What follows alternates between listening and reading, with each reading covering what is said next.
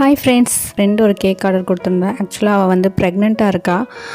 அவள் வந்து ஹஸ்பண்டுக்கு ஃபஸ்ட்டு பர்த்டே, மேரேஜுக்கு அப்புறம் ஃபர்ஸ்ட்டு பர்த்டேக்கா எனக்கு வந்து ஹார்ட் தீமில் கேக் வேணும் அப்படின்னு சொல்லி ரெட் வெல்வெட் கேக் கேட்டால், நான் வந்து இந்த மாதிரி டைமில் வந்து ரெட் வெல்வெட் கேக் சாப்பிட்றது அவ்வளோக்கா நல்லதில்லப்பா அப்படின்னு சொல்லிவிட்டு, நான் சாக்லேட் கேக்லேயே ஹார்ட்டின் தீம் கேக்கில் பண்ணி கொடுக்குறேன் அப்படின்னு சொல்லிவிட்டு அவள் ஒரு ரெஃபரன்ஸ் பிக்சர் அனுப்பிச்சா. அதே மாதிரி நான் பண்ணிட்டேன். இருந்தாலும் அவளோட மனசு கஷ்டப்படக்கூடாது அப்படிங்கிறதுக்காக ஒரு சின்ன சின்ன ஹார்ட் சுகர் பால்ஸ் வந்து அங்கங்கே வச்சுட்டு கேக்கை கம்ப்ளீட் பண்ணியாச்சு. அவளுக்கு ரொம்ப ஹாப்பி. கேக்கை பார்த்தோன்னே வாவ் சூப்பராக இருக்குது அப்படின்னு சொல்லி ரொம்ப சந்தோஷப்பட்டாள்.